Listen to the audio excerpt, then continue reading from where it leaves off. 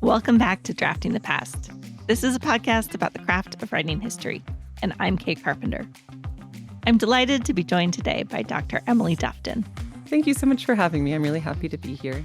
Emily holds a PhD in American Studies and works full-time as a writer. She is the author of 2 books. Her first was Grassroots, The Rise and Fall and Rise of Marijuana in America. Thanks to her expertise in drug history, she regularly serves as a commentator on cannabis history and news, and she also writes essays and op-eds for public outlets. Her newly released book is Addiction, Inc., Medication-Assisted Treatment and America's Forgotten War on Drugs. In it, she tells the history of medication-assisted treatment for illicit drug addiction, beginning with its emergence during President Richard Nixon's war on drugs in the 1970s as a radical approach to public health.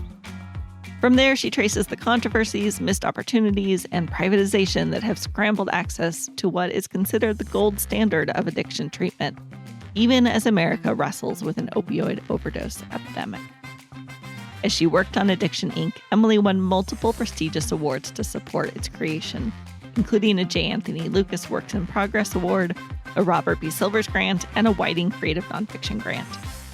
We talked about the process of applying for those awards and why writers should try for grants. We also talked about the home disaster that derailed the beginnings of this project and how Emily balances feedback with her own vision for her book, even when there is a lot of feedback. First, though, I asked her to tell me about the trajectory of her career as a writer. Oh, the trajectory of my career for what it is. I've actually been thinking about that myself lately because with this book coming out next month, I've been starting to think, well, what kind of trajectory have I been on? Because it has been a hot minute since I published my last book. That was 9 years ago. That was back in 2017. And so this book took about 8 years all told, kind of from the beginning when I started thinking about the topic in 2018 to now when it's finally coming out, because for a long time, I kind of felt like everything was conspiring against me to actually get this book out there. I sold the proposal in December of 2019, 2 weeks before my daughter was born.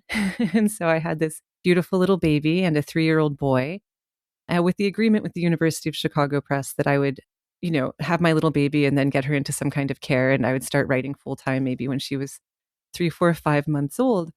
But of course, COVID-19 had other plans in March of 2020. So that threw me off a bit when I was suddenly home with my baby and toddler.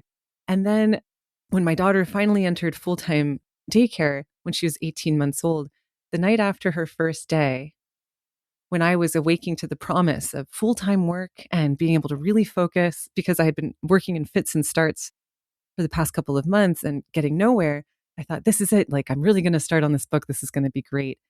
And that morning, our neighbor's tree fell in a storm onto our property, destroyed our car, brought down the power lines, and inspired our circuit breaker in our basement to burst from the explosion of energy that came through, which would have burned down our entire basement, but it was so hot it melted a water main, which burst and subsequently put out the fire, but then proceeded to flood our basement, which is where my office is located. And my office was the most damaged room. I lost a good chunk of my research from my first book, Grassroots. I lost all the research, preliminary research as it was for this book, and it set us back for about 6 months, having everything rebuilt and the mold remediation and all this other stuff. So by January of 2022, over 4 years ago, I was finally starting to work on this book. And then it was just simply the process of actually researching it and writing it, and then through the process of darling of academia, peer review through the University of Chicago Press. But the trajectory felt Sisyphean for a long time. But I am very pleased that the book is coming out. It does exist, and I have a rebuilt office, and I was able to put everything together. But I have felt that the trajectory of my career as a writer has been moderately stunted by what our insurance company called acts of God. And I sort of wondered karmically who I upset that made it so difficult to get this book finished. But lo and behold, it is here. And perhaps my trajectory will move slightly more quickly after this is over. Maybe I burned off that karma. Oh, boy, I hope so. I need a minute just after hearing that. Tip to your listeners, don't store important documents on the floor. You never know when your basement might flood. That's my advice to your listeners. Don't repeat my mistakes. The most practical writing advice. Oh my goodness. Well, so did you plan to focus on a career as a writer after graduate school? I did because I went to George Washington University here in DC, and I was very interested in writing, and I was also very interested in academia. But by the time I graduated, rather, my husband had really established himself here in DC as a speechwriter. He was actually the chief speechwriter for President Obama's Secretary of Transportation, Anthony Fox, by the time I graduated. So it was very clear that we were going to have to make our life in DC, because as a speechwriter, there's not so many cities you can live in where you're going to find consistent work. The DC is a great one. So he had found his position in communications, and I really loved the idea of teaching, but I also saw academia somewhat collapsing in on itself, especially in the humanities. And this was even 10 years ago, a process that I fear is only accelerated. So I knew there was probably a lot of options for me to make my way outside of the traditional academic path and forging a way forward, with writing being more centered here in the city as well. And that's pretty much what I've been doing. I did a postdoc that was a lot of fun at an investigative newsroom. I've worked on podcasts. I have my own little writing shop where I take on contract jobs. I've done book proposals for people, speeches, op-eds, things like that. So I've kept that going to sort of, pay the bills while I work on my own writing on the side. And that was sort of how Addiction Inc. got to come out into the world, was me scratching away at it when I wasn't taking on jobs that actually paid me real live American dollars. Well, I'm going to start with my practical questions. Now that you have a rebuild office, when and where do you like to do your writing? I like to do it here. I am a standing desk devotee. I stand all the time. My legs actually get pretty tired by the end of the day. But I am a pretty hardcore, like I just get into it. The moment I get home from dropping off the kids at school, I'm down here and I'm very focused until pretty much the moment I have to leave and go pick them up. I take breaks to walk the dog and eat some food. But I've never been someone who struggles with focus, especially when it comes to writing. I prefer a quiet room. I prefer to be surrounded by the materials I need. But I have no problem with grinding it out, from 9 to 5. I feel like that's one of the things I can offer my potential clients is don't worry, I don't get tired or bored. I'm very masochistic in that way. How do you like to organize yourself? In a very chaotic way that I think only I understand, according to the faces of anyone who comes into my office. It doesn't look entirely organized, but strangely, I know where everything is. So that is my non-organization is how I like to organize myself. So do you like then to keep, as evidenced by the flood, do you like to keep sources in paper form, or do you organize them digitally somehow? I'm a very, I'm very old school. I love paper. I recognize the value of digital resources. I love a Control F and you find exactly the term you're looking for, or the statistic or the number or whatever. And I can't overstate the value of that enough. But I read better and I absorb more when I read on paper, when I take notes on paper, and when I write on paper. I'll oftentimes remember exactly the marginalia on which page, on which side of the page, and what I wrote and in what color ink. And that will help me find it faster than, obviously not a Control F, but if you're looking at a physical document, I really do prefer that. I have several filing cabinets throughout my office where I keep things together, and I compile basically files on individuals or organizations slowly over time. And so some of those files, were useful for my first project, but then I went, which was about cannabis and, kind of basically grassroots cannabis activism, something relatively different from what I'm writing about in Addiction Inc. But a lot of the material was still helpful, and it was good to go back and kind of have that physical copy rather than saying well, which drive did I save that on? Or where is this thing? Because technology keeps changing. I can't find a lot of the stuff that I wrote in grad school, but my papers, assuming they don't get destroyed in floods, my papers live on. And so, shout out for the analog sources. Where in your research process do you like to start writing? Sort of depends, because it's a bit of a catch-22. Because I don't know what I'm really researching or what I need to research until I start writing. But I cannot write until I've started to research. But I do feel like once I actually get into the process of writing, it becomes much more clear which research I've done is actually helpful and will push the narrative forward, and which was probably a rabbit hole that sucked up a few hours of my life, and I'll never get that time back. But now I know a lot about Eugene O'Neill, right? Didn't get into the final manuscript, but I went down a really big rabbit hole on him. So I feel like the two kind of have to exist neck and neck. But of course, ideally, the writing process comes into play a bit more when I have done a sufficient amount of research where I know what like the sort of the starting point of the story is, and I can kind of see the basic narrative thread from there. But that doesn't always necessarily happen at the beginning of research. So sometimes you gotta waste your life on Eugene O'Neill for a while before you realize you've gone the wrong direction.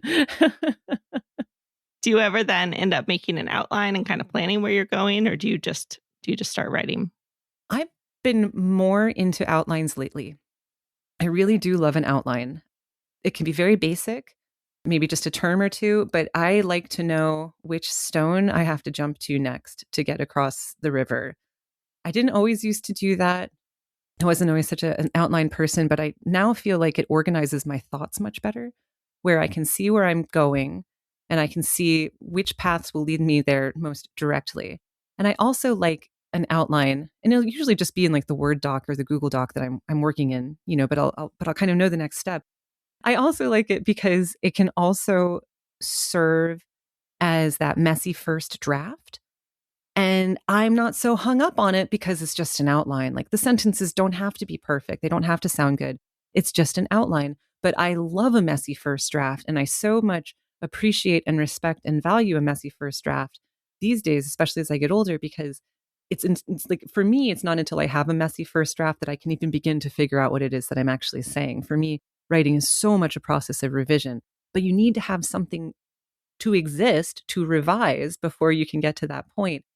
And sometimes an outline plays that role quite beautifully. So, hooray for analog sources and hooray for outlines. This is, I guess these are the conclusions I've come to. How do you approach tackling that revision? Oh, I will read a paragraph over and over and over and over until it is smooth and it feels right. And then I will do that for every paragraph. And then I will do that for the chapter as many times as I possibly can. Usually, I need to start when I'm revising something, when I'm reading it, I really need to start at the beginning always and go through. And if I'm reading it and it feels smooth, I feel like I can move on. But if there's anything that trips me up, like just language wise or sound wise, or if I feel like the meaning is unclear, I'll go back and I'll work it and I'll work it and I'll work it. And then I can move on and do the next thing. Now, I'm not always successful in this revision and clarification. I just finished reading the audiobook of Addiction Inc. And there's definitely moments where I'm like, ooh, I could have done better on that.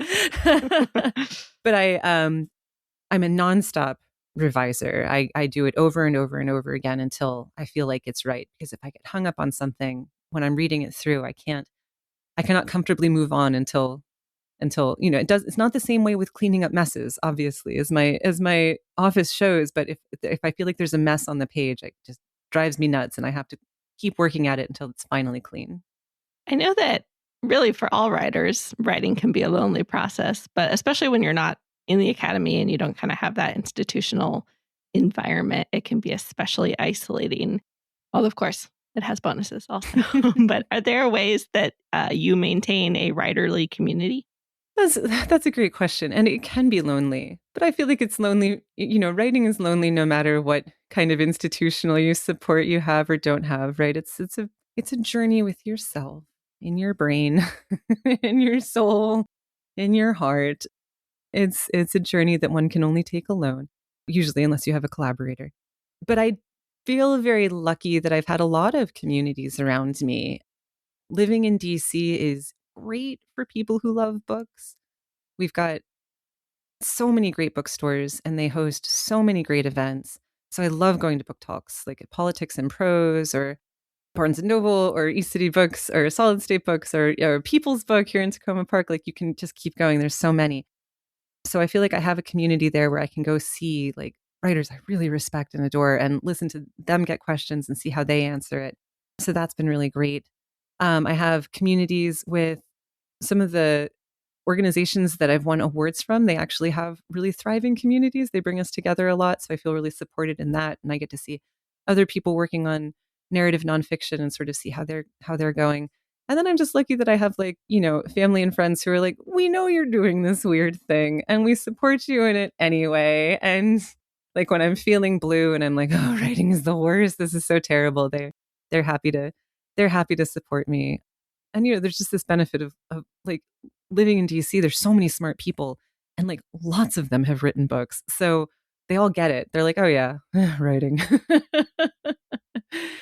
So yeah, it's a wonderful, there's many environments and many communities around me and I'm deeply grateful to all of them. So shout out to the people who've supported me. I wanted to talk a little bit more about those prizes. So you won several really prestigious, really awesome prizes to support writing this book. And I was wondering, can you talk a little bit more about the process of applying for those grants, kind of how you how you balance applying for grants with doing the work of the book and how those experiences shaped the book? Yeah, the prizes were great. So I mean, free money, like it's a wonderful thing. It's great. So it's a couple of years ago now, actually, that I won those. This was sort of deep in the whole like pandemic, house fire and flood, lost everything. And so that's why I had the time to fill them out because it was that and working with insurance, But it also really pushed me to apply for these because I wasn't able to kind of do any other work. I wasn't really able to do anything, but with the promise that this money would be used exclusively to work on the book. But I'll get to that in a second. So the awards were, and I highly recommend anybody listening to this to check them out because these are great awards with great organizations that really want to support important ideas and the people who are out there to make them real. So these are great organizations. So in 2021, I won the J. Anthony Lukas Work-in-Progress Award. Great award. It was $25,000 for the completion of a nonfiction work. It's through Columbia and Harvard universities. Highly recommend checking them out. And then in 2022, I won a work in progress grant from the Robert B. Silvers Foundation, which is great. They offer up to $10,000 for people working on nonfiction works. And in 2022, I won the Whiting Creative Nonfiction Grant, which is $40,000, like no holds barred money to use for your book project. And that's just incredible that these organizations are willing to support writers in this way. And I really applaud them for it. But the applications, and I've led a few like grant writing workshops and everything. The applications are demanding in a certain way. You really do kind of need to be further along in your project, which of course I wasn't, but I was able to lie enough to make it seem like I was further along. Like, sure, they wanted, I think like 25 pages of sample chapters, and I hadn't written a word, so I had to write a sample chapter just for the Whiting Foundation, which is in large part actually still in the book. But they're asking for a lot of things. You have to have a very clear idea of what your project is and how you're going to use this money to specifically achieve the objectives that you lay out for yourself. But all the writers I've ever met are really wonderful, professional, competent people. And all you have to do in these applications is be that same competent, professional person and, make a case for yourself that I'm going to use this money to accomplish these things. For example, for me, it was covering, daycare payments. It was covering office supplies and subscriptions to research services. And it paid for a research trip I took to Switzerland for a week in 2023 to analyze other addiction treatment clinics. But if you have like all of this laid out and here's the budget and I'm going to use this money for this, and I think it's you can present yourself in such a way that you make yourself an appealing candidate. You just have to really know your work and present yourself in that most kind of compelling and professional way. Let's take a closer look at Emily's new book, Addiction Inc. She agreed to read a short excerpt from Chapter 2 about methadone. Here's Dr. Emily Dufton reading from Addiction Inc. Methadone had always been controversial. The synthetic opioid, 3 times stronger than morphine, was developed in Germany in 1938 by the Nazi-aligned pharmaceutical company IG Farben Industry, which also developed the gas chamber drug Zyklon B. In 1946, methadone was brought to America, along with Volkswagen's and the aerospace engineer Werner von Braun, via federal programs designed to transfer German technologies to American industry as a spoil of war. Scientists first tested methadone at the Addiction Research Center, or ARC, at the U.S. Public Health Service Hospital in Lexington, Kentucky. There, doctors were impressed by its potency, but skeptical that it was any less addictive than traditional opiates. Dr. Harris Isbell, the ARC's research director, said methadone made the volunteers who used it to detoxify from street drugs talkative and euphoric. They likened it to heroin and attempted to get more. Because of this, Isbell dismissed the drug and concluded that it should not be made widely available. In a 1947 report, he warned that methadone was an addiction-causing drug and that narcotic drug addicts would abuse and would become habituated to it if it were freely available and not controlled. Despite Isbell's warnings, however, in 1947, the U.S. Food and Drug Administration, or FDA, approved methadone's use as an analgesic and cough suppressant, and several pharmaceutical companies, including Eli Lilly, were licensed to manufacture it for pain treatment under the brand name Dolafine. It was never a big seller, though, either legally or underground. With its delayed onset of effects, methadone was unpopular as a painkiller, and Herbert Huncke, the writer best known for introducing heroin to the Beat Generation, argued that dollies, or Dolafine, were only useful during a panic, when a sudden shortage made heroin unavailable in the streets. But methadone was never a proper way to maintain an addiction, Huncke said. The pills were a last resort, merely a way to get straight, so users wouldn't get sick. Methadone then languished for nearly 20 years, until the summer of 1965, when the drug began making headlines again, this time in a positive way. In two lengthy New Yorker articles published in June and July, Nat Hentoff profiled Marie Neiswander, the doctor who is using methadone to treat heroin addiction at the Rockefeller Institute's clinical hospital in New York. There, Neiswander and her partner, Vincent Dole, were doing something new. They weren't using methadone to detoxify patients, like at the ARC, or periodically, like Huncke, to get through a scare. Instead, they were giving large doses of methadone to known heroin users daily, and then watching as the drug transformed their patients' lives. From two slug-a-beds, Neiswander said, her volunteers were now dynamos of activity. One began to paint, and to paint industriously and well. The other started urging us to let him get his high school equivalency diploma. So I want to talk to you a little bit about style and voice. I feel like I could have chosen basically any passage to talk about this because they all are representative. But your subject here is quite complicated. It's confusing sometimes. There are a lot of people and agencies involved. There's sort of the politics where not everything actually makes logical sense for why it's proceeding the way it is, because that's how politics goes. Your style, though, is really light. It's straightforward. It's easy to read. You make it look easy, which I know that it is not. How do you do that? How do you achieve that? Is that something that you work on as you're writing? Oh, well, thank you. That's very kind of you to say. Oh, yeah, I worked on it. I worked on it. Yeah, it kind of goes back to what I was saying before. When I reread things, sometimes it's hard to see, right? It's very forest for the trees. Sometimes I have to come back to a section weeks later or months later. Sometimes it's really lovely to have super fresh eyes. And that's where you can see the faults and the places that are working much more clearly. But it is important to me to kind of make it as clear as possible, to make it really clear. Because as you said, and which I certainly agree, this is a complicated story. It's really hard to kind of explain. And, I have my neighbors, you need to have a social media presence and you need to be able to explain all of MAT in 60 seconds and that'll be great for TikTok. And I'm I don't know how. It took me 430 some pages. I could do that. I wouldn't have written a book. But there are ways to explain sort of little tidbits. And I feel really, really happy when I come across a quote from, that great quote from Neiswander, from two slug-a-beds, they're now dynamos of activity. I find those quotes and I'm oh yeah, I'm building a passage around this. This is gold, right?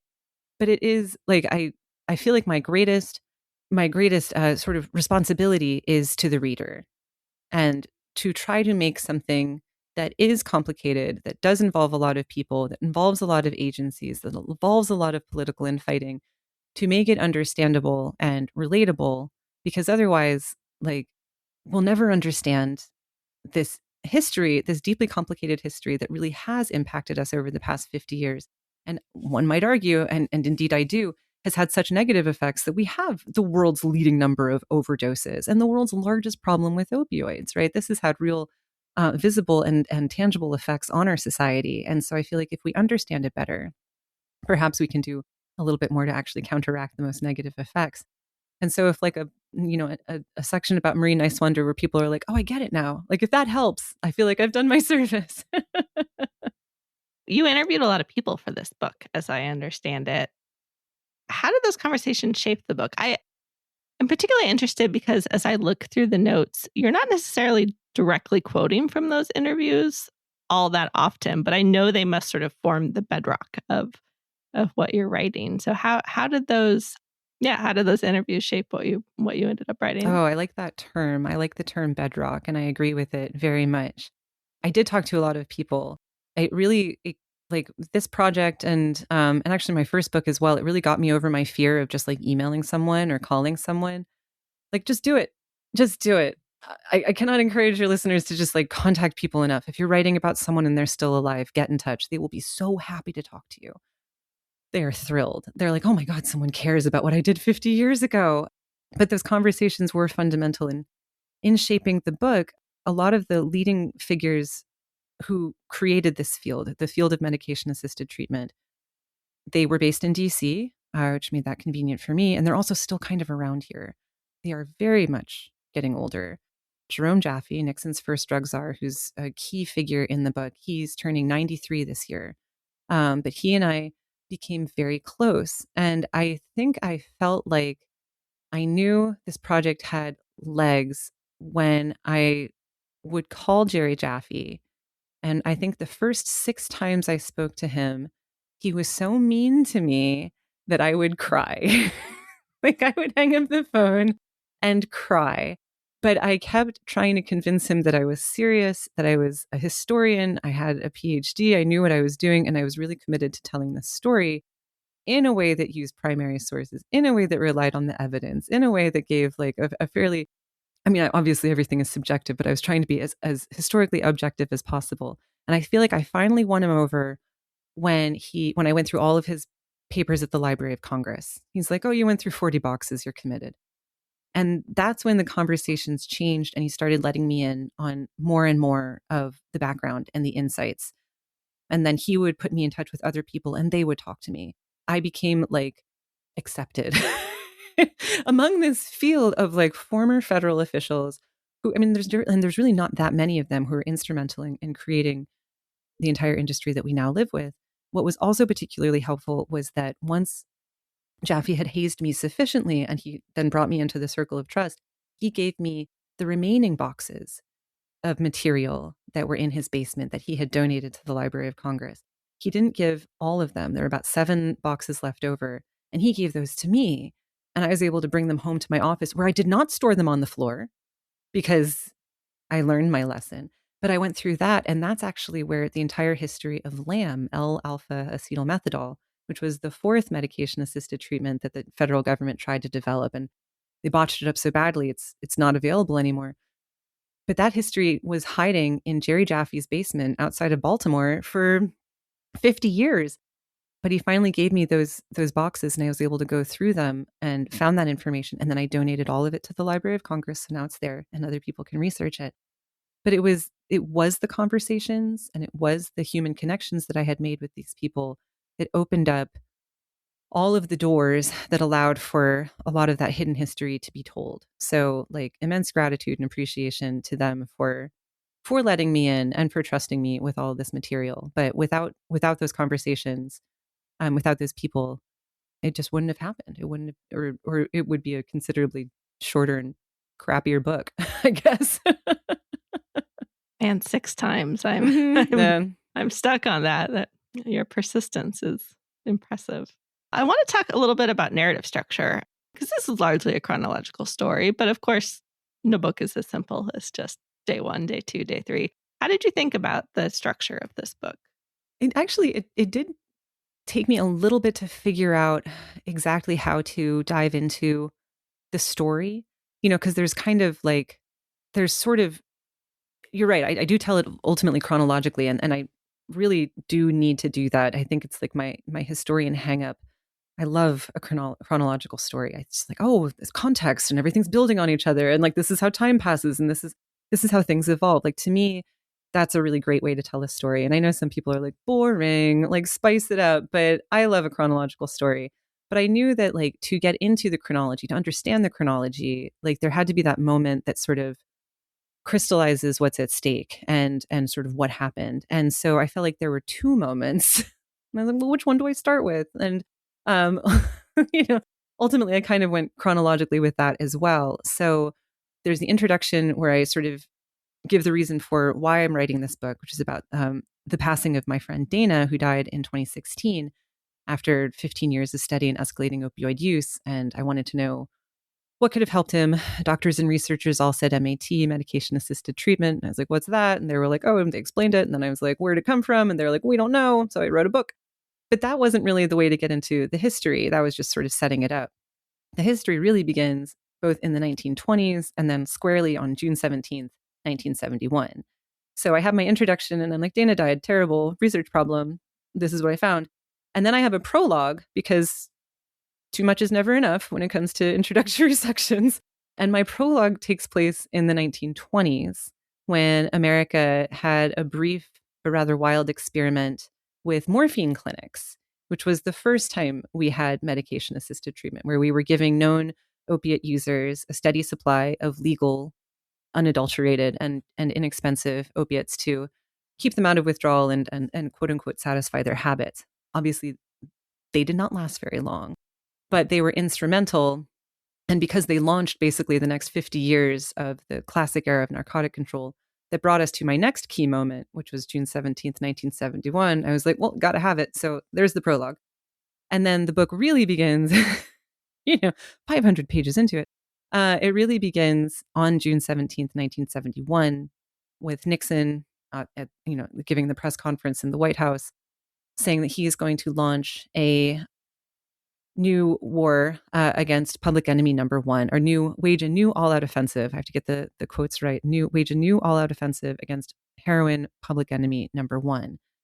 And that moment is extremely important because it's probably the most misremembered date in drug history. Everyone's like, oh, that's when Nixon started his war on drugs, and that's when arrests skyrocketed, and it became this very racist, carceral, controlling, and punitive battle.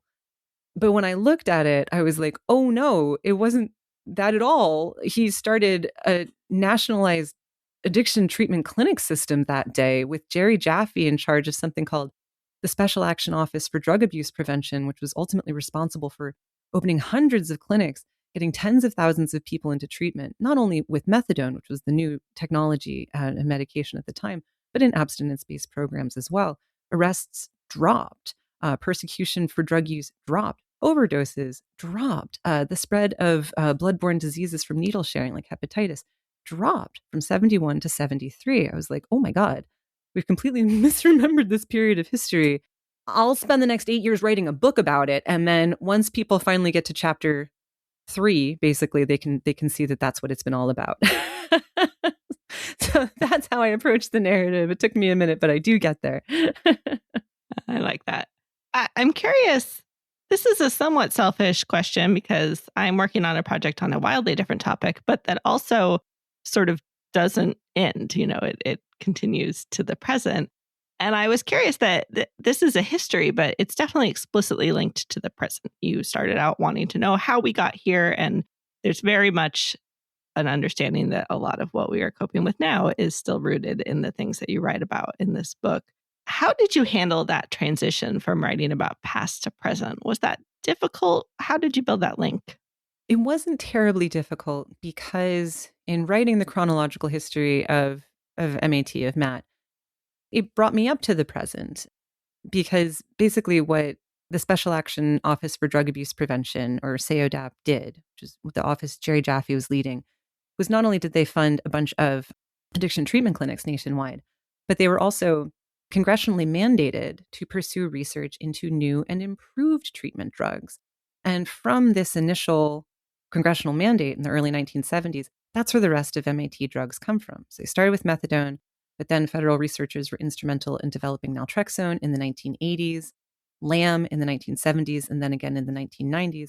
And most recently, buprenorphine, which your listeners might know better as Suboxone. That's its brand name. And this drug is still available today. It's still widely used. It was sued successfully, or like criminal prosecutions were successfully brought against it by 2020 from the Department of Justice when it accused Suboxone's manufacturer of the exact same shady pharmaceutical dealings that Purdue Pharmaceuticals had done back in the early 2000s with OxyContin. So it was very easy to track this journey, this evolution that Matt has gone on from like early methadone clinics in the early 1970s to the situation we have today, where we do have methadone clinics still. Naltrexone is somewhat available. And now we have Suboxone, which became such a huge commercial success and public health failure up to just a few years ago. And of course, it's quite something to write about Washington today, when the organizations, sort of the fragments of that original SAODAP office, which today are NIDA, the National Institute on Drug Abuse, which is mostly a research organization based in the National Institutes of Health, and SAMHSA, the Substance Abuse and Mental Health Services Administration, which is located in Health and Human Services. They were both very much under attack a year ago as I was finishing up the manuscript. So it was real easy to tie Nixon's drug war from 55 years ago to the ongoing battle and struggle that we continue to have today. It was almost like, oh, just thanks for giving me my concluding thoughts there. This is great. From the news headlines, just pulled right from it. I don't know if that will work for every topic I pursue from now on, but it was great for this book. And also it worked out quite well for my first book as well, because that came out in 2017 when the first wave of states were legalizing. And I was like, oh, this is great. Thanks for giving me my conclusion. It's I appreciate it whenever news headlines grant me what I need. Does that make it challenging to stop, the sense that this is still ongoing, that there's breaking news happening all the time? It makes it very hard to stop. But at some point, my editor was just like, give me the manuscript. So, fair enough. At some point, you got to hand it in. Well, our last bit of time, I want to talk a little bit more about your influences. I'm curious, first of all, who do you, if anyone, rely on for feedback about your writing? Well, with this book, I had a lot of feedback to the point where almost I was like, how many cooks are in this kitchen? This is wild. But, I went through the traditional academic peer review process. So I had two very thorough peer reviewers who did a great job. And then my editor at University of Chicago Press read it. I had a very intensive copy editor who held my feet to the fire for a number of things. And then Jerry Jaffe read the whole thing and caught a lot of boo-boos. And actually, my mentor, David Courtwright, professor emeritus from the University of North Florida, and really the godfather of drug history, if we can say such a thing, he read through it as well. I'm very grateful to all these individuals because they're just sometimes like silly mistakes that I made. Like I was referring to the Marshall Plan, but for some reason I called it the MacArthur Plan. And no one corrected it until like the fourth or fifth review. I was like, I guess people are into the MacArthur Plan. Whatever that is, no one knows. But then there are other things where, like because Jerry Jaffe was there, he corrected it. Or because David Courtwright is such a well-renowned scholar of like 19th century opiate use and early 20th century opiate use. He was really good about correcting me on some of my early history. So I had a lot of people taking care of me and helping me out and reviewing the book very, very closely, to the point where I was like, maybe you could be nicer and just let these things slide.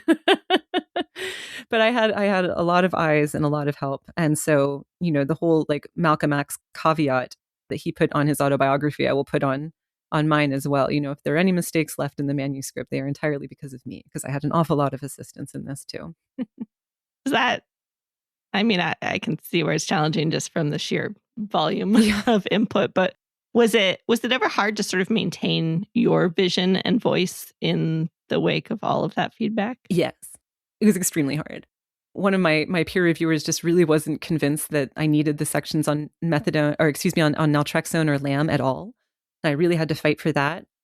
And there were other parts where it just, there were, kind of like fighting for naltrexone and LAM was sort of like the biggest battle I had to wage as far as keeping my vision, because I really felt like they're integral to understanding how we get from methadone to buprenorphine. If you don't have those two steps, you don't understand why buprenorphine was allowed to be privatized and went with private physicians and pharmacies rather than these quarantine methadone clinics. You can't understand that trajectory without the two failed attempts of trying to get outside of the clinic with naltrexone and LAM. And I was able to keep that in, so I was really pleased about that. But for the most part, like my copy editor really wanted to change a lot of my language and stuff like that. And I think maybe if I were younger, I would have gone with all of their suggestions, like, oh, sure, of course, you know better than me. But now that I'm older and more disgruntled, I'm like, no, this is my book. And I like the way I wrote that, and I'm going to keep it. So I do feel like I viewed the multi-step review process not so much as like, this is my boss or my supervisor saying this is the way it has to be, but more as a collaborative process and taking the advice that I felt was really useful and that strengthened the book and made it better. And there was a lot of that I received. And, if there was advice that I did not necessarily agree with, I'd just kind of be like, well, a lot of people don't take my advice either on everything. So we're just going to move on. Speaking of advice that you may or may not take, what is the most influential writing advice you've ever gotten?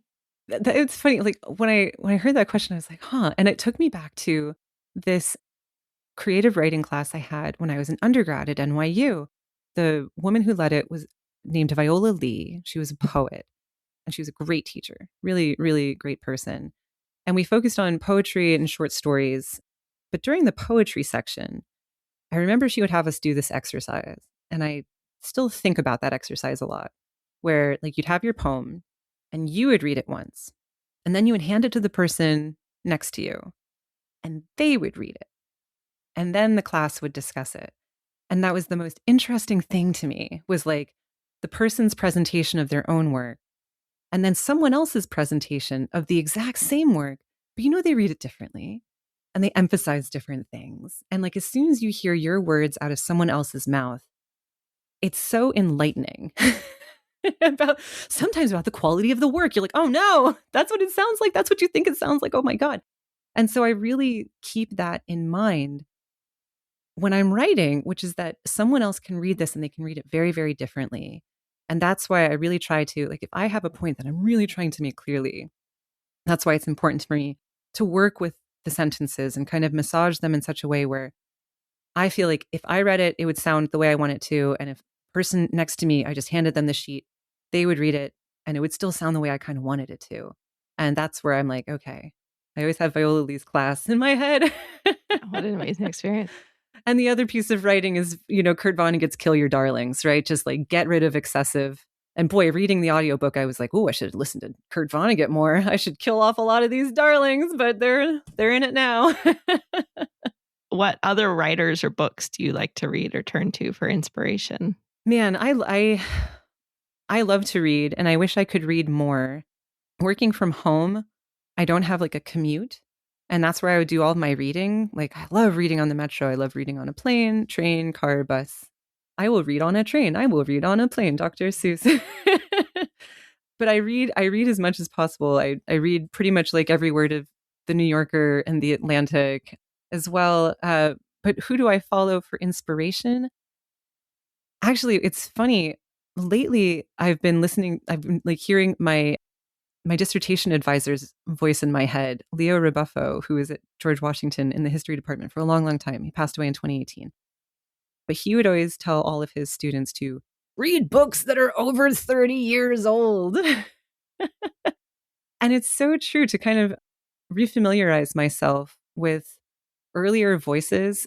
A lot of times political writing is really interesting from that time. And that helps me it gives me a lot of inspiration for how to present something in a way that will still feel timely, no matter how many decades go by. Like when you can read And it's not just like Ernest Hemingway and F. Scott Fitzgerald, but if you can read even like Pauline Kael's journalism from the 1970s, you're like, God, she really knew what she was doing. And I take a lot of inspiration for that. And because I have small children, I take a lot of inspiration from classic children's literature because, man, there's a lot that children's writers can do with such short sentences and short books, and the emotion and the values, and oftentimes like the gravity of things that they convey in this short way. Chef's kiss. Love that stuff. So yeah, that's kind of what I've been. That's I can't wait to like take a flight in June, and I can read a couple books. Absolutely. Well, I know that Addiction Inc. was a while in coming, and that you're focused probably right now on helping to publicize it and getting excited for its release. Is there another project that you're starting to noodle with, or something you are working on next? There's a couple things. One of which that really excites me is I'm going back to my first love, which is cannabis history. The 2018 Farm Bill, championed by Republican Kentucky Senator Mitch McConnell, had the unanticipated outcome of legalizing intoxicating hemp products nationwide. Now, this is why you can buy quote unquote cannabis gummies and flour and tincture and drinks everywhere, in sometimes gas stations or smoke shops or online. And these things are completely unregulated, oftentimes extremely potent, and are technically kind of going to be criminalized again this November, because in November of 2025, Congress signed legislation reopening the government, and Mitch McConnell slipped in this rider that said, okay, those hemp products that I allowed to be decriminalized in the 2018 Farm Bill, oopsie, I'm going to take that back. But this sort of like 8-year period where we have had the most potent and unregulated cannabis products available to anyone for like really cheap, that seems like it deserves some analysis. So I've been working on some articles and potentially a book project about the hemp revolution. And, it's going to involve a lot of conversations. There's so many people involved with the field who support it, who don't support it. It's revitalized Kentucky's agricultural system, right? Like after tobacco cratered after the master settlement agreement, they really needed something. And they're like, well, how about weed? Why not? Until Mitch McConnell was like, no more. So there's this massive period of chaos happening in the legal cannabis market. And I'd love to write about it. So once I stop writing about opioid addiction, I'm going back to weed. It's the opposite of a gateway drug. Wow, that's fascinating. Don't buy things online, by the way. Don't buy these products. Do not put them in your human body. They're very gross.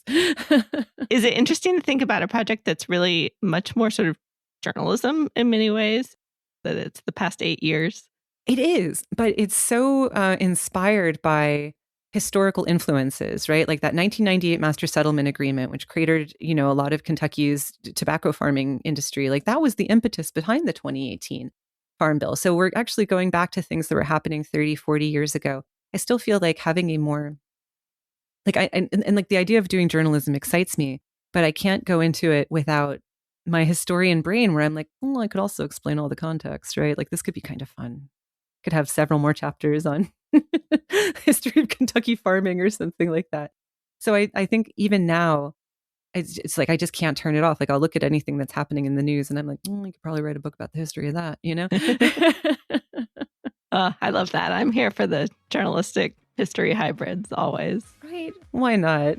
Dr. Emily That's Dufton, great. Thanks so much for joining me on Drafting the Past and talking about your writing process with me. Oh, thank you so much. It's been a joy. Thanks again. Thanks again to Emily for joining me, and to you for listening. Check out the show notes for links to her books, and visit draftingthepast.com to find notes and transcripts for all of our episodes. While you're there, sign up for the email newsletter for reminders about new episodes, other bits of writing advice I find to pass along, and more. This week, I'll be sharing some of what I learned from the recent listener survey in the newsletter. Until then, remember that friends don't let friends write boring history.